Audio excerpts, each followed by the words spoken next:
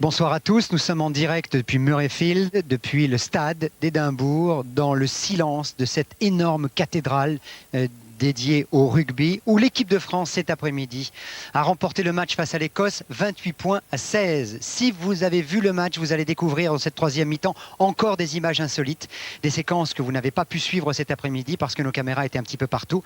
Vous allez découvrir en particulier ce qui s'est passé à la mi-temps, ce que Bernard Laporte a dit aux joueurs à la mi-temps de ce match entre l'Écosse et la France. Et puis il y aura aussi un gros plan sur les supporters et puis un gros plan sur les hommes du match. On commence par les plus belles images de cette rencontre et de cette victoire française. Olivier Dijon.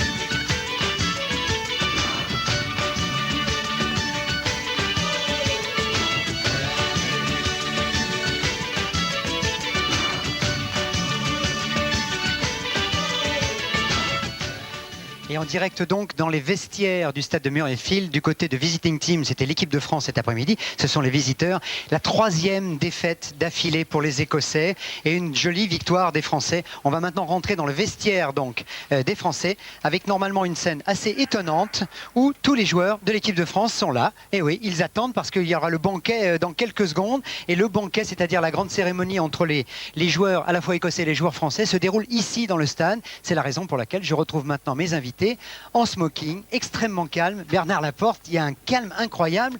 Après la victoire, normalement, c'est la fête. Oui, mais ça fait longtemps que nous vous attendons, donc on peut désespérer. Non, oui, du calme, ça fait, vous savez, je crois que c'était un des 5 matchs du tournoi des Destinations. Nous avions à cœur de rattraper notre échec contre les Anglais. Bon, relever la tête, vous aviez dit. Hein. Oui, relever la tête et essayer de bien finir le tournoi. Donc ça passait par un bon match en Écosse, chose qui a été réalisée dans l'ensemble. On va voir ça en images maintenant. Résumé Philippe Lafont avec Olivier Dijon pour le montage.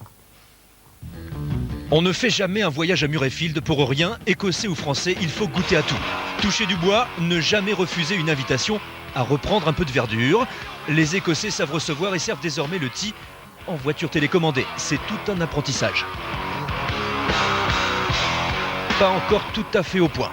Sinon, côté véhicule, on peut aussi s'éclater aux autotamponneuses ou encore jouer à la passe pour personne. Drôle de match. D'abord les Français à l'attaque. 10e minute, toute la classe d'Olivier Magne en contre qui s'enfonce dans de l'Écossais bien tendre. Attention, l'action vaut de l'or.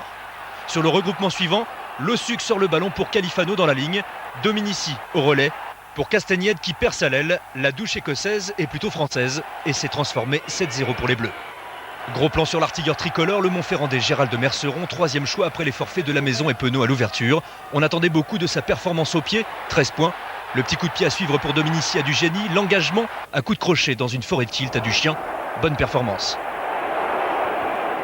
Aujourd'hui, je crois que j'ai pas eu beaucoup de pression, donc j'ai essayé la semaine d'évacuer ce stress. Et puis la preuve, c'est que ça s'est pas trop mal passé, donc ça sert à rien de se mettre une pression inutile justement pour aborder des matchs comme celui-ci, surtout au poste d'ouvreur. Donc aujourd'hui, en tout cas, je suis pas mécontent de moi. Beaucoup moins bien pour les Bleus, fin de première mi-temps. Chandelle de l'Écossais Nicole. Sous la mitraille, Émile Tamac à la réception. Ou comment encaisser un plein camion d'orange. Très pressé. Jaune, le carton de l'arbitre. Émile sort 10 minutes pour avoir gardé le ballon au sol. Fébrile, les Français, ils jouent à 14. 5 minutes plus tard, Jean Daudet percute Gregor Townsend sans ballon. Deuxième carton jaune. Première sélection, première expulsion pour le deuxième ligne bergalien. C'est fait, c'est fait. Je pense pas que j'ai commis une grosse erreur. Simplement, je monte sur, je crois que c'est Townsend là, qui relance. Et bon, je vois que je le manque. Après, je mets l'épaule simplement pour me protéger. Il n'y a rien de méchant, quoi. Deux pénalités de Logan et Patterson permettent à l'Écosse de sauver l'essentiel. 6-10 à la mi-temps. Rugby à 13 pour les Français en deuxième période. La furia écossaise dans les 22 mètres tricolores.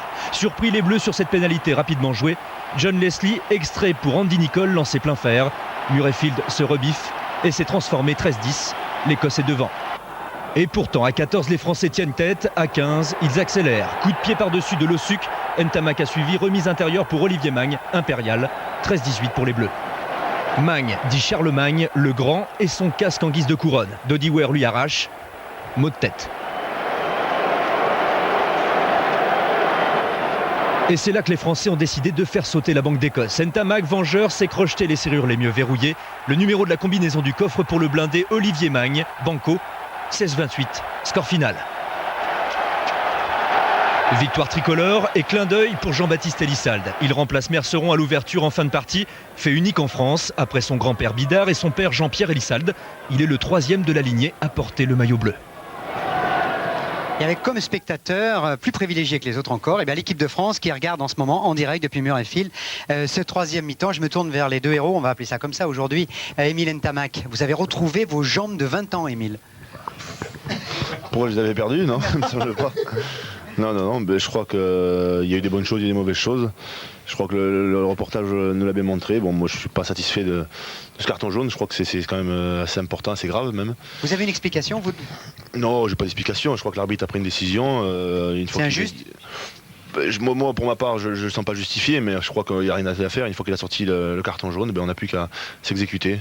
Je crois que la seule chose qui est intéressante, c'est qu'à la sortie, on gagne quand même ce match et ça arrive passer complètement ce carton jaune, ça l'adoucit du moins. Alors vous donnez des caviars à Olivier qui va poser le ballon derrière l'embut. C'est merci Milou aujourd'hui, hein, Olivier. Merci doublement. C'est vrai que sur les deux actions, surtout sur la première où Émile peut y aller tout seul, il me remet intérieur.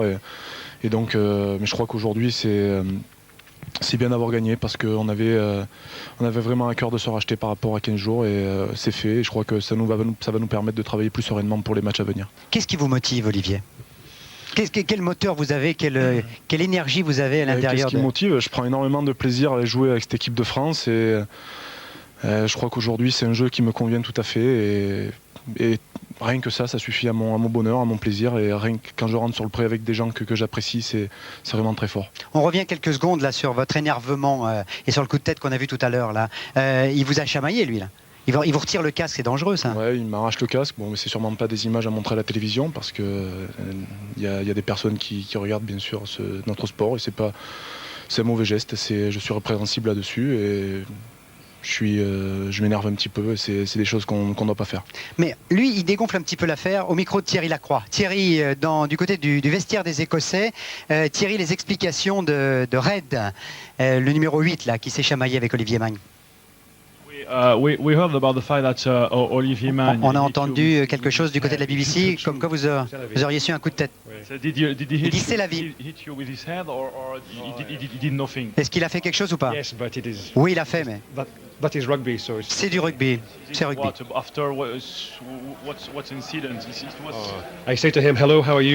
Je lui ai dit hello, comment tu vas? Et bon, il a dit, vous avez fait ça en français? C'est juste du rugby. C'est du rugby. Bon, je dis plus rien. Maintenant, c'est à vous, messieurs. Merci Thierry. Bon, il dégonfle tout, lui, Red. Il dit, hein, c'est rugby, c'est l'esprit rugby, ça. Ça arrive, les chamailleries aussi. Ça arrive, mais mon geste n'est pas quelque chose que je dois faire. Je veux dire, aujourd'hui, si l'arbitre me voit et en train de faire ce geste, il peut me mettre un carton jaune. C'est un de plus sur la liste et c'est sûrement pas très bon pour le collectif. Alors là, je me tourne maintenant vers Bernard Laporte. À la mi-temps, Bernard, il y a eu quand même ici, exactement dans cette pièce-là, il y a eu des cris quand même, non? Ça n'a pas été des chuchotements? Je sais pas, j'ai toujours du mal à me rappeler ce que je dis à la mi-temps, donc je sais pas, on va voir. Alors allez, on va voir. Tiens, Bertrand Pelletier était là avec une caméra. En avant, ce qui s'est dit à la mi-temps ici à Murrayfield.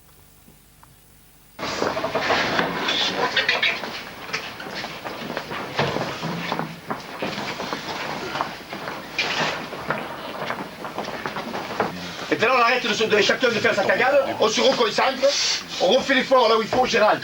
je vous dis, on ne joue pas un ballon dans les 40. 10 minutes avant la mi-temps, il y a un ballon, 9, 10, on va faire péter Jean. Tout seul, ballon perdu, on a failli prendre un essai. Dans nos 40, quand il n'y a pas de surnombre, on va loin chez eux. Thomas, derrière moi, on ne monte pas. En défense, on peut plaquer en haut, on peut placoter. On prend une rafale à 80 mètres. Faut monter et tamponner, on va pas les attendre. Si on peut les chercher, on reste là, alors, hein.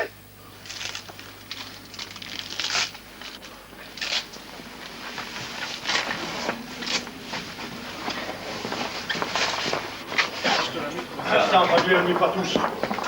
Allez, ensemble là, ça commence là, allez! Bernard Laporte, donc 10-6 à la mi-temps, mais indiscipline. Parce qu'à ce moment-là, vous jouiez à 13. Oui, indiscipline, effectivement, puisque nous jouons à 13, mais pour reprendre ce que disait Émile, je crois que le carton de Terry Émile est quand même très sévère. Mais bon, il faut faire avec, hein, l'arbitre l'a mis, donc il faut s'adapter. Je crois que les 13 joueurs ont fait un effort considérable pour ne pas prendre plus d'essais. On n'en a pris qu'un. Je crois que c'est là encore une fois que nous gagnons le match à 13, parce que c'est vrai que si les Écossais remarquent, il aurait été difficile ensuite au rang complet de revenir. Alors Bernard, la question c'est, il y a eu 7 titulaires blessés. Vous avez fait entrer plein de garçons dont c'était parfois la première titularisation. Ils ont tenu tout à fait le niveau. Qu'est-ce que vous allez faire maintenant ? Vous savez ce que je vais faire? On va d'abord aller au banquet, oui, mon petit manger, pot pour boire. savourer cette victoire. Et ensuite, nous analyserons tranquillement dès lundi cette rencontre. Mais vous savez, comme je leur disais avant le match, l'équipe de France n'appartient à personne. Et à partir du moment où l'on gagne, eh bien, c'est vrai qu'on marque des points quand on est joueur. Ça, c'est la loi du sport. Fabien Pelouse, on vous a vu sortir avec le cuir chevelu entamé. Apparemment, c'est bien réparé là. Ah oui, ça va. J'ai quelques points, mais c'est rien de grave. Comment vous l'avez vécu cette victoire ? Difficilement parce qu'on a joué à 13 et qu'il a fallu faire preuve de solidarité pour justement pallier au plus pressé de temps en temps. Et c'est vrai qu'on a quand même eu du mal. Et bon, ensuite, on a vu qu'à 15 contre 15, on était un petit peu supérieur.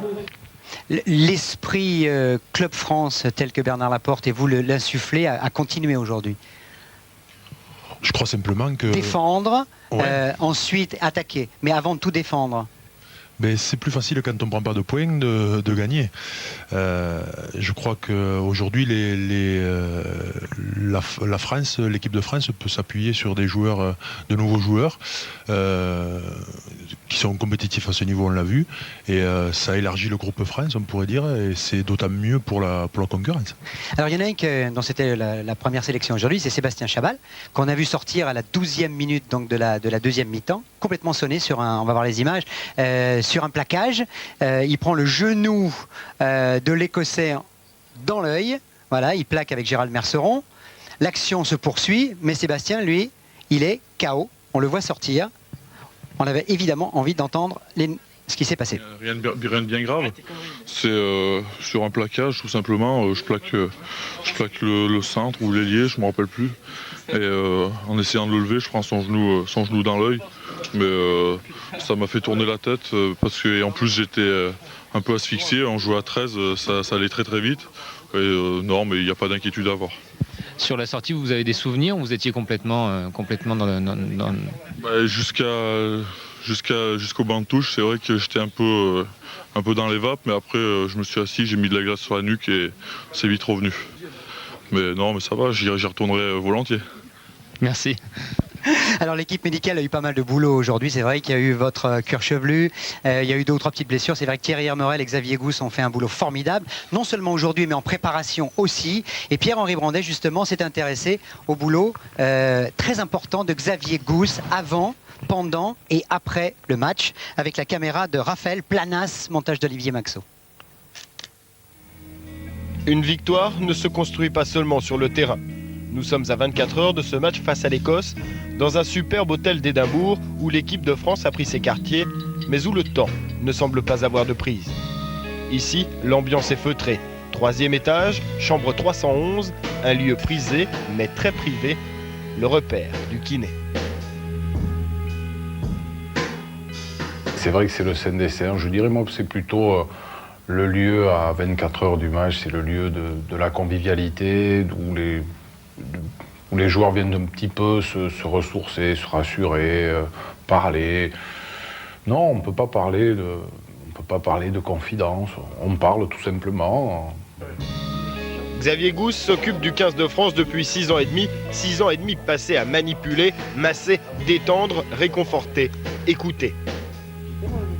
Alors Philippe Sella aussi avec cette habitude de toujours venir un petit peu se faire masser les veilles du match, mais c'est une forme de concentration. Ils sont allongés là sur la table, ils se ressourcent, on est assez au calme, tranquille. Alors des fois ça finit le soir avec des discussions toujours, mais toujours dans le but de chercher, je dirais peut-être à se rassurer individuellement ou collectivement. Voilà. On court, on fait des allers-retours jusqu'après le mur, on revient 10 minutes. Allez, c'est parti, top. Bien droit, Robert, bien droit, fais marcher, voilà. Allons, Xavier est là tout le temps, dès que les joueurs sont rassemblés à Clairefontaine. Pour lui, comme pour l'équipe, la tension monte au fil des jours. C'est une pression, mais c'est sympa à vivre. Enfin, il faut se mettre un petit peu, nous aussi, la pression dessus. Des fois, ça peut être c'est une bonne expérience. Rares sont les moments où il peut s'isoler, et même dans l'avion, à quoi peut-il rêver? Murrayfield, aujourd'hui, 14h50, Xavier s'apprête à soigner, mais aussi à relayer les ordres de l'entraîneur, Bernard Laporte. Il y a certaines indications à transmettre, mais c'est très général par rapport à ce que nous disent les coachs dans les tribunes.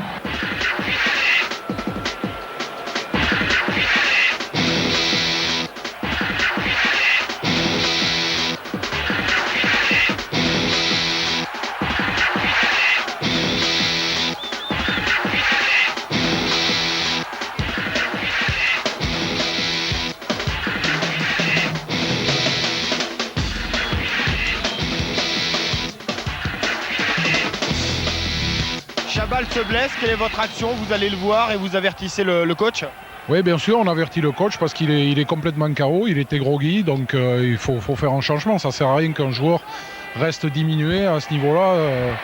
Il peut se faire encore plus mal et donc on le change, quoi. Donc c'est prévenir et après guérir. Voilà, on verra après, oui, là il se repose. Ouais. De la glace pour Chabal, 3 compresses pour Pelouse et une victoire 28-16 pour la France. C'est un soulagement, mais surtout quand ça finit la happy end, vous savez, en Angleterre, c'est super.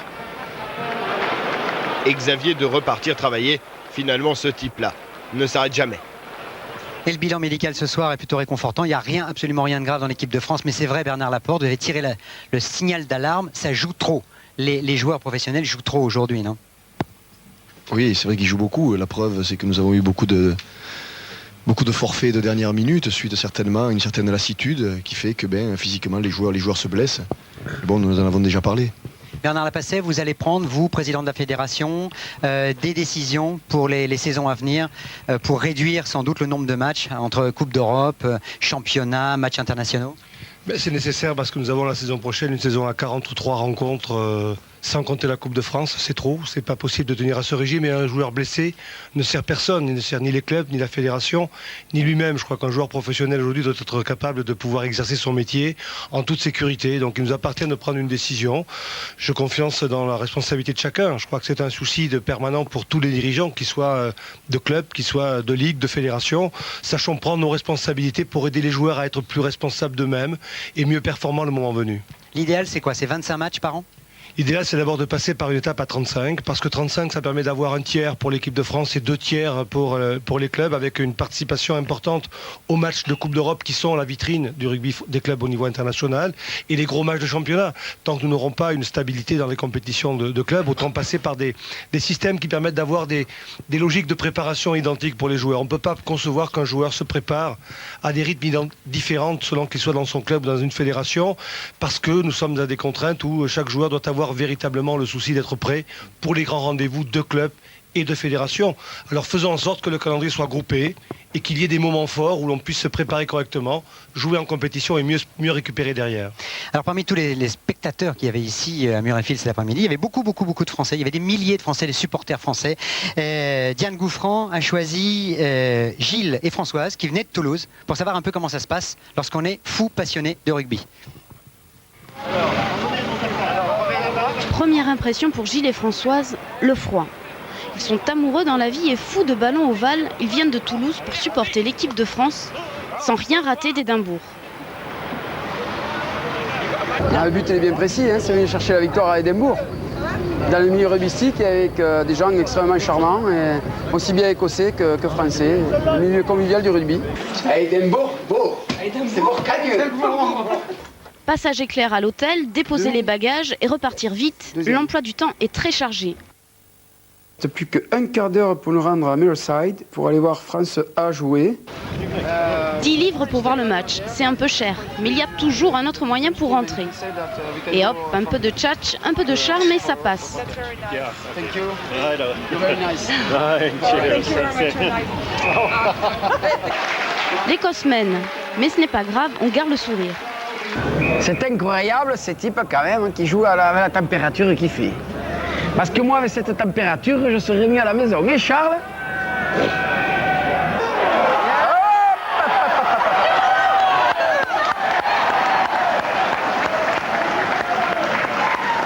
Bravo. En Écosse, la tournée des pubs est obligatoire, mais toujours en bon supporter, dignement. La nuit va être longue, pas trop quand même, car demain c'est le grand jour.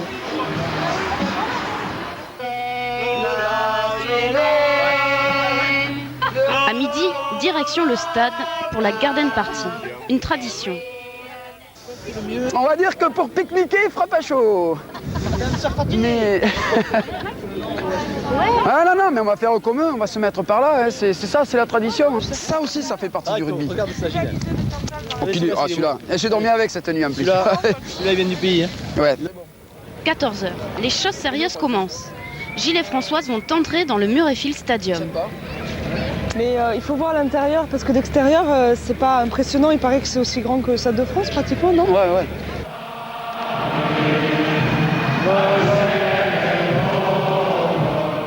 Ça rigole pas, hein? Bravo.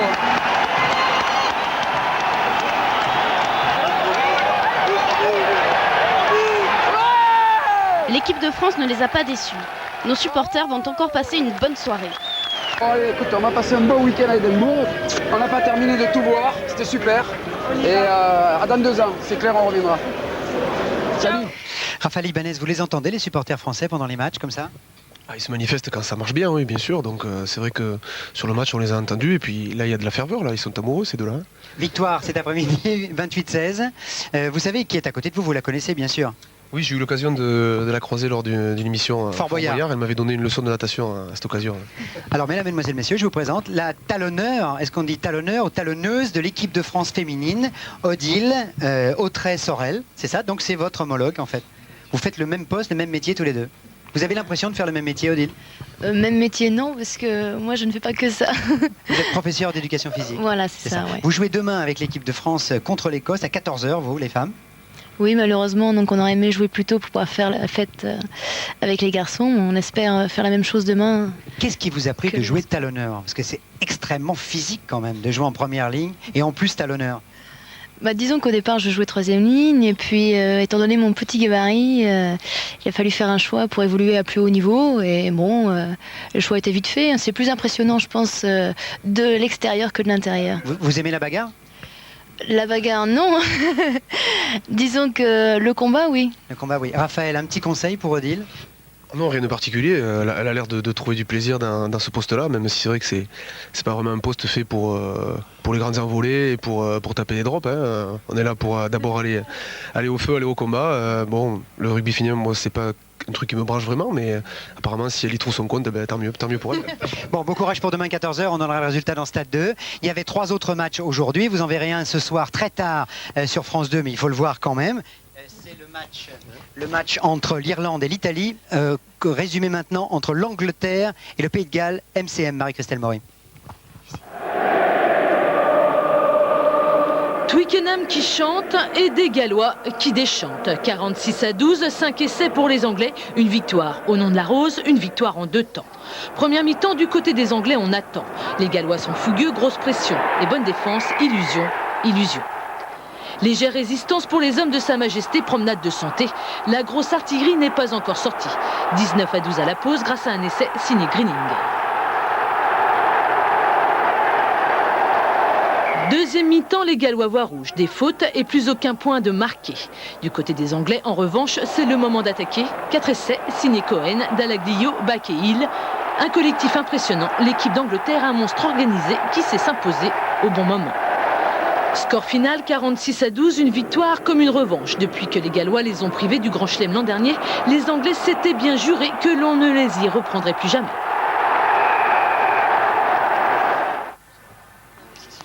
Bon, et on termine à l'intérieur des vestiaires. Odile, vous connaissiez ça, c'est-à-dire des baignoires comme ça dans les vestiaires d'un grand stade?